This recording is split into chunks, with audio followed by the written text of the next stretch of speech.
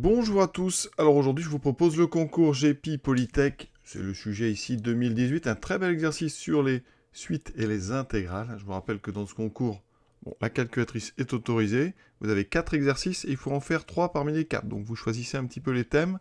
Donc là, c'est le thème donc suite intégrale. Vous avez une feuille de réponse, donc vous avez ici, je vous ai mis l'extrait des 5 premières questions. Vous devez répondre dans ces encadrés. Vous n'avez pas la place pour rédiger beaucoup. Partie A, donc première question, on est sur un algorithme. Ici, on vous propose une suite. Alors c'est celle qui va nous servir dans l'exercice. Donc on prend A, un nombre réel. D'accord. A, c'est donc la valeur de V0, le premier terme de la suite. Et ensuite, on définit une récurrence. Alors, Vn, pour calculer Vn, il faudra faire moins 1 plus n fois Vn moins 1. Il faudra faire attention. Récurrent, une relation. Alors, on n'a pas Vn plus 1, là, on a Vn en fonction de Vn moins 1. Donc, il faut faire bien attention. Ici, on vous demande de compléter un programme, un algorithme plutôt. Il y a 3 petits points ici, il y a juste ça à mettre. Donc, cette question, ça démarre assez tranquillement. On vous définit des variables, donc A et N, c'est des entiers, A et V sont des réels. On rentre les valeurs de A et N, c'est le terme qu'on veut calculer. C'est le rang du terme qu'on veut calculer. Ensuite, dans notre traitement, donc, ici, V prend la valeur A. Et on veut calculer donc Vn. Et on va faire ici, on vous propose de faire n boucles. Donc effectivement, si on fait n boucles, on calcule n termes en plus. Donc en partant de V0, si vous faites n boucles, vous allez calculer V1, V2, V3 jusqu'à Vn. Donc déjà, on a bien le bon nombre de boucles. Ensuite, dans chaque boucle, il faut calculer le terme suivant. La relation de récurrence, donc pour avoir Vn, c'est moins 1 plus n fois Vn-1. Donc ça, c'est le terme précédent. Il est stocké, lui, dans V. Donc si vous... Mais faites attention, ici, c'est K qui va varier, qui va passer de 1 à N. Donc, nous, on va ici, en fait, calculer VK, donc moins 1 plus K fois VK-1, qui est stocké dans la variable V. Donc, la formule, ça sera donc moins 1 plus K multiplié par V, et que vous envoyez ça en fait dans la variable V. C'est pour ça qu'on met V prend la valeur moins 1 plus K fois V. Dans le sujet, eh bien vous voyez, donc en haut, ici, alors je vais le mettre en jaune, c'est cette réponse-là qu'il fallait faire, moins 1 plus KV. Donc les erreurs possibles, c'est ceux qui auront mis N à la place de K. N, il ne bouge pas dans le programme. Donc si vous faites moins 1 plus N fois V, ça ne va pas faire varier la valeur ici de N dans la relation de récurrence. Ensuite, ici, si vous mettez K fois A, vous considérez que la suite vaut toujours A, donc c'est pas très bon ça. Et là, ici, ça c'est pour ceux qui seront trompés avec l'indice Vn-1 ici. Voilà donc pour cet algorithme. Partie B. Donc maintenant, on considère donc une famille de fonctions, donc c'est des fonctions qui s'appellent Fn. À l'intérieur de l'expression, vous avez une puissance n, ici un moins x puissance n fois exponentielle x, définie sur R, pas de souci, exponentielle, polynôme, et on définit donc une suite avec une intégrale de 0 à 1 de Fn de x dx, et ensuite In, l'intégrale de 0 à 1 de 1 moins x puissance n dx. Première question d'ici, donc de cette partie B, calculer donc la valeur exacte de U0. Alors, U0, c'est donc l'intégrale de 0 à 1 f0 de x dx, ce qui me donne donc 1 moins x puissance 0, donc on sait que quand on met une puissance 0 comme ça dans les formules, ça vaut 1, donc il me restera uniquement l'intégrale de 0 à 1 d'exponentielle x dx. Pour intégrer, il me faut une primitive exponentielle qui est elle-même exponentielle x, donc ça fait ceci, j'obtiens donc e moins 1, donc ça c'est la valeur exacte, donc on peut déjà remplir en haut, donc e moins 1, et ensuite on veut une valeur à 10 moins 2, alors vous avez la calculatrice, sinon je vous rappelle que e c'est à peu près 2,718, donc moins 1 c'est à peu près 1, ici 72, on doit arrondir à deux chiffres après la virgule, donc u0 vaut à peu près 1,72. La question suivante, on vous donne ici donc un grand F et on vous demande de donner l'expression de sa dérivée. Donc, on est parti, grand F, c'est 2 moins x exponentielle x, donc c'est un produit, donc pour dériver on fait u' v plus uv', avec u c'est 2 moins x et v c'est exponentielle x, donc ça sur un concours il ne faut pas traîner, hein. Donc eh ben, ça fait u', donc moins 1, donc moins exponentielle x, plus donc u fois la dérivée d'exponentielle x, exponentielle x. Je factorise par exponentielle x, il me reste moins 1 plus 2 moins x, ce qui fait donc 1 moins x exponentielle x. D'accord? Donc ici, on voit bien que h vaut 1 moins x. Donc ici, 1 moins x. On ne vous demande pas de donner vos calculs. En déduire la valeur exacte de u1 et détailler le calcul. Vous voyez, il a pas mal de place. Alors on va donc écrire ça pour l'instant ici. Donc ça fait f1 de x dx. Donc c'est l'intégrale de 0 à 1 de 1 moins x puissance 1, donc 1 moins x exponentielle x dx. Alors ça tombe bien, on a une primitive, c'est exactement ce qu'on vient de trouver avant. Ici, c'est donc, vous reconnaissez, là c'est donc grand F prime de x. Donc une primitive de grand F prime de x, c'est grand F de x. Donc là ici, vous aurez grand F de x entre 0 et 1. Donc tout ça, je pense qu'on a largement la place de mettre là-haut. Donc ça fait grand F de 1 moins grand F de 0. C'est-à-dire donc, grand F, il est encore souligné ici, donc 2 moins 1, 1, donc exponentielle de 1, moins 2 exponentielle 0. Ce qui donne donc, comme E0 vaut 1, ça fait E moins 2, et donc dans l'encadré, eh bien, vous avez la place, vous mettez tout ça, et ici donc E moins 2. Alors à noter pour ceux qui passent le concours donc après la réforme, le changement de programme, donc 2021, ici on aurait pu faire une intégration par partie, d'accord, en dérivant 1 moins x et en cherchant une primitive d'exponentielle x. Et ça aurait donné directement donc le produit des deux primitives, ici 1 moins x e de x entre 0 et 1, moins l'intégrale entre 0 et 1 des deux nouvelles, donc moins exponentielle x, donc ça ferait plus exponentielle x dx. Je remplace par 1, ça fait 0.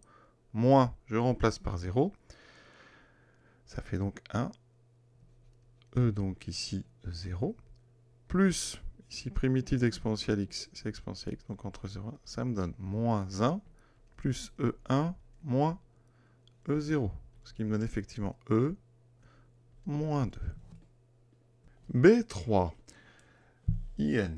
On s'attaque donc au calcul de IN. Alors, IN, donc, intégrale de 0 à 1, de 1 moins x puissance n dx. Donc là, il faut une primitive d'un moins x puissance n. Alors, ici, on sait que on va dériver quelque chose qui ressemble à ça, un moins x puissance n plus 1. Alors, si je dérive ça, qu'est-ce que j'obtiens?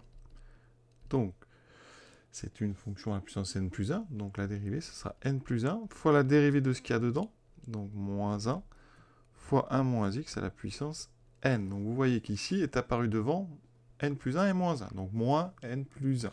Donc en tant que primitive, ça veut dire qu'ici, si je veux vraiment faire apparaître une dérivée, je vais donc écrire moins n plus 1, d'accord, fois 1 moins x puissance n, voilà. Et je vais donc ici rajouter le coefficient pour compenser, donc moins n plus 1. Et donc j'ai déjà ici une dérivée. Donc la primitive, ben vous pouvez garder votre donc 1 sur moins n plus 1, et là vous aurez comme primitive donc 1 moins x puissance n plus 1 entre 0 et 1. Je remplace par 1, ça me donne 0. Je remplace par 0, ça obtient moins. Et ici donc il y aura un deuxième moins, ça fera plus.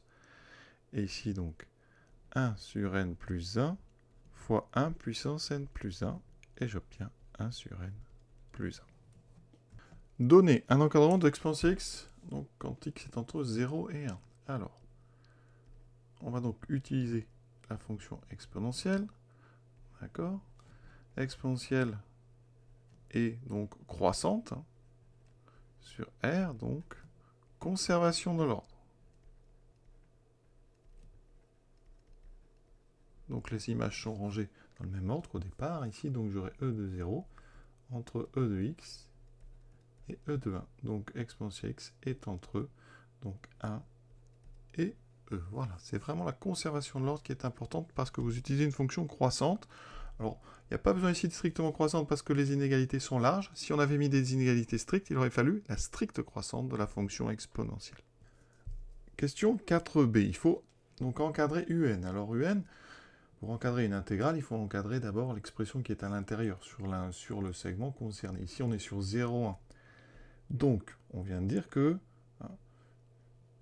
sur 0,1, exponentielle x est entre donc 1 et e. On va multiplier par 1 moins x puissance n, qui est positif. Donc on multiplie par 1 moins x puissance n, qui est positif. Donc ça, conservation de l'ordre de notre inégalité, de notre encadrement. Donc ici, en faisant ça, je fais apparaître fn de x ici. Donc j'ai 1 moins x puissance n fois e. On va donc intégrer maintenant. On a le droit d'intégrer sur un intervalle. Donc on intègre sur 0 et ça conserve l'ordre. Donc ici, intégrale de 0 à 1 fn de x dx. Et donc entre l'intégrale de 1 moins x puissance n, et vous la reconnaissez, c'est in. Et ici, on intègre ça, c'est la même chose, mais il y a un e. Donc on peut sortir le e de l'intégrale, et donc ça c'est e fois in. Donc, conclusion, un est entre donc, une fois in et e fois en. Donc ici, alpha vaut 1 et bêta vaut e. Question suivante, la limite de un. Alors nous, on vient d'encadrer un. Et on avait calculé in. In, c'était 1 sur n plus 1. Donc un est entre 1 sur n plus 1 et e fois 1 sur n plus 1. On va passer à la limite. Alors je ne vais pas tout rédiger, mais c'est le fameux théorème des gendarmes, théorème d'encadrement. Ici, à droite, quand n tend vers plus l'infini, ça tend vers 0. Ici aussi, le e ne change pas la limite. Donc, théorème des gendarmes, un tend vers la même limite que ces deux-là, ça tend donc vers 0. Donc, important, ici on va mettre théorème des gendarmes. Ou théorème d'encadrement.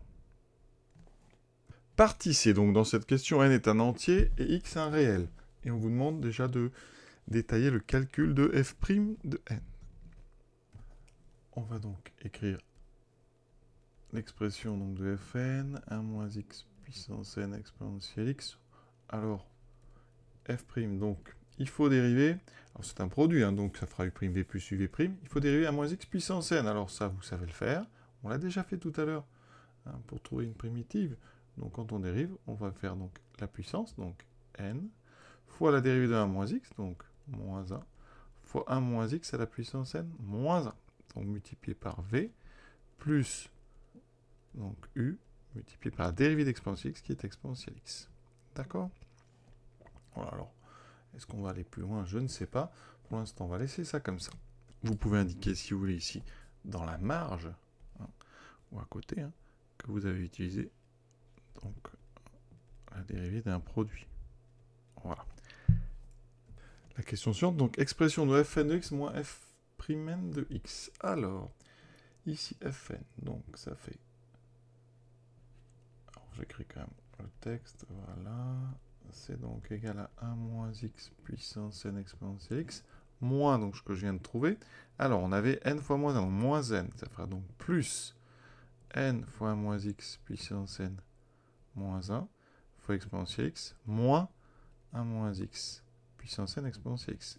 Il y a deux choses qui s'annulent. Il me reste donc uniquement n fois 1 moins x puissance n moins 1 fois l'exponentielle donc de x. Et ici, hein, qu'est-ce qu'on reconnaît? Alors il y a un n, mais ici c'est la même chose avec n-1, donc c'est f n-1 de x. Voilà ce qu'on peut dire. Petite précision sur la question précédente, hein, c'était valable tout ce qu'on a fait pour n supérieur ou égal à 1, parce que d'abord on a introduit fn-1, hein, et qu'ici, quand on a dérivé 1 moins x puissance n, hein, il faut que n soit non nul. Sinon vous faites apparaître 1 moins x puissance n-1 qui pourra nous amener des valeurs interdites, donc on aurait dû bien préciser que c'était pour n supérieur ou égal à 1. Ça nous donne une relation. Ensuite, j'intègre donc ça. On a le droit d'intégrer n'importe quelle inégalité, hein, si les fonctions évidemment sont intégrables. Donc si elles sont continues, là, il n'y a pas de souci. Ça veut dire qu'en intégrant, vous voyez, j'aurai intégrale de 0 à 1 de fn de x moins f'n de x dx, qui va être égal à l'intégrale de 0 à 1 de n fn moins 1 de x dx. Et là, on va utiliser ce qu'on appelle la linéarité. On va séparer à gauche en deux intégrales. On a tout à fait le droit. Hein. Les fonctions sont continues, donc sur un fermé 0, 1. Et ici, je vais sortir le n de l'intégrale, puisque n ne dépend est constant par rapport à la variable x. Et vous avez fait apparaître pas mal de choses ici. On a tout d'abord ici un moins cette intégrale. Alors ici, c'est l'intégrale d'une dérivée. Donc ici, je vais prendre une primitive qui sera fn de x. Voilà, très simple, entre 0 et 1. Et là, j'aurai n fois. Et vous retrouvez ici un moins 1. Ce qu'il faut remarquer, vous avez fn moins 1, c'est donc cette intégrale, c'est un moins 1. Alors, ici, donc, je calcule ça. Donc, ça fait... Alors, je vais tout mettre déjà de l'autre côté. J'aurai un moins 1. Plus donc, alors, fn de 1 moins fn de 0. Alors, on a encore en haut l'expression, donc fn de 1, ça fait 0.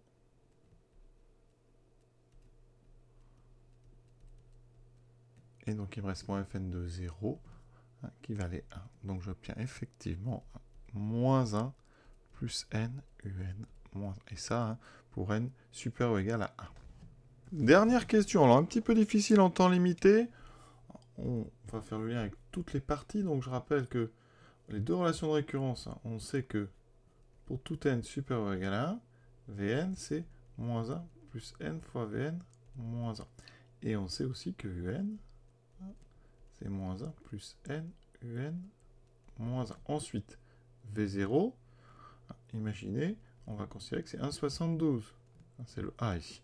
Et moi, mon U0, c'est pas 1,72, rappelez-vous, c'était E moins 1. 1,72, c'était une valeur approchée. Est-ce qu'on peut utiliser finalement cette valeur approchée pour calculer les termes de Un, ou est-ce qu'il se peut que, c'est pas parce qu'au départ U0 et V0 sont très proches que ça va pas très vite se séparer et prendre des valeurs complètement différentes. Hein. Vraiment, parfois, pour des petites variations initiales, avec certaines suites, on peut avoir comme ça une explosion, et donc les valeurs après ne ressemblent plus. Donc, c'est pour ça que vous avez une petite propriété qu'on vous donne, qu'on ne démontre pas, on vous dit que Vn moins Un est plus grand que n fois V0 moins U0. Alors la réponse, c'est on ne peut pas utiliser l'algorithme. Pourquoi? Parce que, qu'est-ce qu'on nous dit? On nous dit que Vn moins Un est plus grand que n fois V0 moins U0. V0 moins U0, hein, ça c'est une constante, d'accord, positive, mais qui est non nulle. D'accord? Donc, ça peut valoir, par exemple, un E, ça fait 1,718, par exemple, ici on sait que ça vaut à peu près 0,02. Hein. Mais quand n va grandir, cette constante positive non nulle multipliée par un grand n, ça va faire que les valeurs de Vn et de Un vont s'écarter. On est sûr qu'elles seront déjà écartées au minimum de n, qui peut être très grand, fois cette constante, qui même si elle est petite, comme elle est fixe, avec les valeurs de n qui vont grandir, votre écart entre Vn et Un, il va vraiment exploser, s'écarter de plus en plus. Alors pas forcément de plus en plus, mais on est sûr ici qu'il va dépasser, si on prend n égale par exemple 100, il va dépasser 100 fois 0,0 à peu près 2. Donc vous voyez que déjà ça fera 20, ça fera 2. Et donc on est sûr, au fur et à mesure, quand n grandit, d'être avec des valeurs de plus en plus écartées l'une de l'autre. Donc la réponse, c'est non. L'explication, c'est que, alors c'est par, finalement, c'est un théorème ça, c'est le théorème par comparaison. Ici, à gauche, c'est notre différence Vn moins Un, et à droite, on va prendre la limite. La limite, donc ici, quand n tend vers plus l'infini, de ça fera plus l'infini. Et donc, on est sur un théorème de comparaison. Hein. Par comparaison, donc je vais mettre ça en bas, par comparaison, la limite donc de Vn moins Un est égale à plus l'infini. Donc, ça veut dire que c'est pas la peine d'utiliser Vn pour calculer les termes de n, puisqu'on sait que la différence, elle va tendre vers plus l'infini. Donc, cet algorithme n'est pas du tout pratique. Il ne va pas vraiment servir pour notre suite Un. Donc, vous voyez que pour une petite variation de départ, ça c'est intéressant, on a à la fin des valeurs qui s'écartent de plus en plus, en tout cas dont la différence va vers plus l'infini. Voilà, une dernière question. Alors une autre façon de voir aussi le problème, Hein, on a démontré tout à l'heure que la limite de un, c'était égal à 0. Quand n tend vers plus l'infini. Et nous, ici, on sait que Vn est plus grand que un plus n fois V0 moins U0. Et je vous ai dit, ici, cette partie-là, elle tend vers donc plus l'infini. Un tend vers 0. Donc, par comparaison, eh bien, Vn va tendre vers plus l'infini. Donc, par comparaison, limite de Vn moins Un égale plus l'infini. Et autrement dit, d'accord, on peut donc considérer que la limite de un égale à 0, et donc la limite de Vn est égale à plus l'infini. C'est de suite, vous voyez, non pas du tout la même limite. Donc c'est pas la peine d'utiliser la Vn pour calculer les valeurs de Vn, puisque déjà elles ne vont pas vers le même nombre. Donc voilà ce que je pouvais dire.